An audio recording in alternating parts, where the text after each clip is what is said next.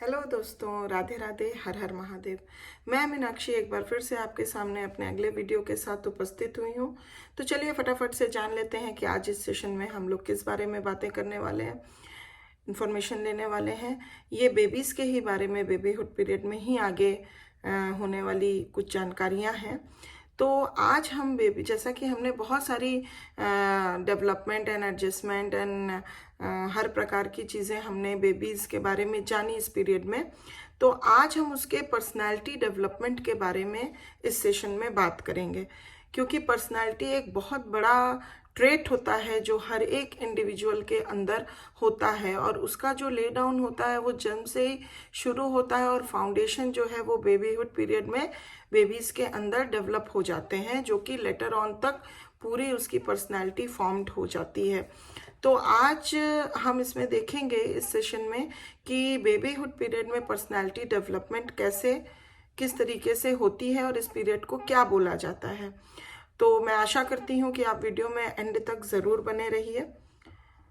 The potentials for personality development are present at birth. जैसे मैंने बोला था कि जन्म के साथ ही बच्चे के अंदर या उस व्यक्ति के अंदर जो पोटेंशियल होता है पर्सनालिटी का, डेवलपमेंट का, वो बरकरार रहता है, वो रहता है जन्म के साथ ही।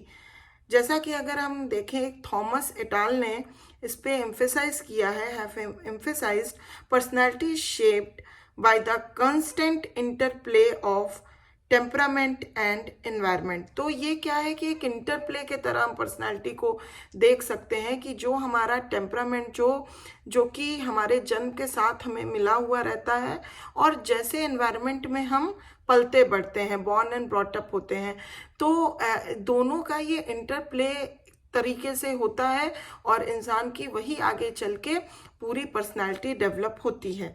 And because no two individuals have the same physical or mental endowments or the same environmental experiences, no two persons will ever develop identical personality patterns। इसीलिए बोला गया है कि दो व्यक्ति का कभी भी एक जैसा आइडेंटिकल पर्सनालिटी डेवलपमेंट नहीं हो सकता, क्योंकि दोनों व्यक्तियों का जो जेनेटिक इंडाउनमेंट हम बोल सकते हैं, और हम एक्सपीरियंस, इन्वायरमेंटल एक्सपीरियंसेस बोल सकते हैं, वो दोनों ही डिफरेंट होता है। तो इसीलिए कभी भी दो व्यक्ति, दो इंडिविजुअल का सेम आइडेंटिकल पर्सनालिटी पैटर्न्स नहीं हम देख सकते हैं। तो चलिए जानते हैं इस बेबीहुड पीरियड को हम पर्सनालिटी के अगर संदर्भ में देखें तो इस पीरियड को हम क्या बोल सकते हैं। तो हम बोल सकते हैं कि babyhood is the critical period in personality development. Babyhood is often referred to as a critical period in the development of personality because at this time the foundations are laid upon which the adult personality structure will be built। कि जब हम adult होते हैं तो पूरा हमारा जो personality structure बनता है वो कैसा बनता है, ये इसका फाउंडेशन ले डाउन इस बेबीहुड पीरियड में हो जाता है। A number of lines of evidence show how critical a time babyhood is in the development of personality. बहुत सारे एविडेंस इस बारे में दिए गए हैं कि बेबीहुड कितना क्रिटिकल है पर्सनालिटी डेवलपमेंट के लिए एक बच्चे के। फर्स्ट अगर हम देखें तो studies of emotional deprivation due to either to neglect in the home or to institutionalisation, या तो होम में रहते हुए बच्चे का निग्लेक्शन अगर होता है तो, या फिर बच्चे को इंस्टीट्यूशनलाइज्ड कर दिया जाता है, have revealed that personality changes are an almost inevitable accompaniment. अगर हम सेकेंड बात करें एविडेंस की, तो because the baby's environment is limited almost exclusively to the home. Baby का जो एनवायरनमेंट दिया जाता है वो बहुत ही लिमिटेड होता है, स्पेशली बेबी सिर्फ एक्सक्लूसिवली होम एनवायरनमेंट में ही रहता है। And because the mother is the most constant companion, the kind of person she is and the kind of relationship they share will have a profound influence on the baby's personality। जो बच्चा होता है उसकी main companion जो होती है वो mother होती है, तो मदर के साथ वो कैसा, मदर उसको उसके साथ बिहेव कर रही है, या मदर के साथ उस चाइल्ड का कैसा रिलेशनशिप डेवलप कर रहा है, ये सारी चीज़ें एक बेबीज के पर्सनालिटी डेवलपमेंट में बहुत इंपॉर्टेंस रखती हैं। तो उस हिसाब से भी बच्चे का पर्सनालिटी डेवलप होता है। थर्ड, अगर हम एविडेंस की बात करें तो there is a evidence that functions which are in an active stage of development when something unfavorable occurs in the environment are almost subject to damage. For example, अगर हम देखें, when the baby is developing independence, overprotectiveness on the part of the parents is especially harmful. अगर जैसे जैसे बच्चे के अंदर independency, जैसे जैसे वो बड़ा होने लगता है, इंडिपेंडेंसी आती है, लेकिन अगर पेरेंट्स का ओवर प्रोटेक्टिवनेस उसी तरह से बरकरार रहता है तो वो कहीं ना कहीं बहुत बड़ा डैमेज कर सकता है और उसके पर्सनैलिटी डेवलपमेंट में भी गलत इफेक्ट डाल सकता है. फोर्थ एविडेंस की अगर हम बात करें तो sex differences in personality begin to appear as early as the first year of life. बच्चे के पहले साल में जो है वो पर्सनैलिटी में सेक्स डिफरेंसेस देखने को मिलते हैं. There is little evidence that these differences are due to heredity and much evidence that they are the result of environmental pressure.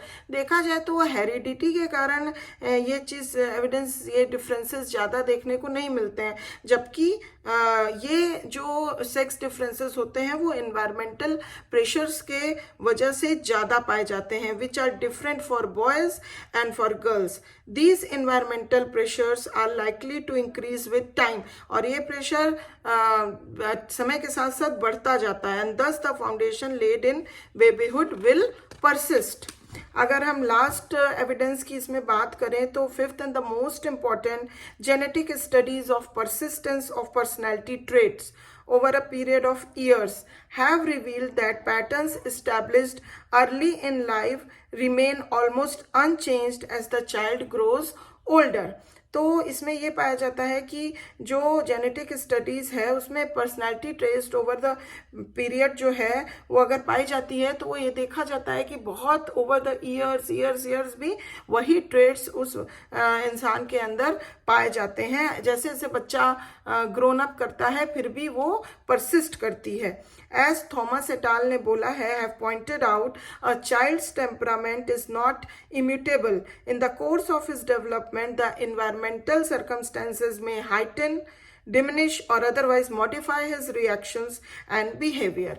तो इस तरह से हम देख सकते हैं कि बेबीहुड पीरियड में जो फाउंडेशन ले डाउन होता है बच्चे का, जो कि एक पूरे पर्सनैलिटी बच्चे की, जब वो एडल्ट होता जाता है, जब धीरे धीरे ग्रोन अप होके एडल्टहुड में आता है तो एक पूरी जो पर्सनैलिटी उसकी डेवलप होती है तो वो किन किन आधार पे होती है.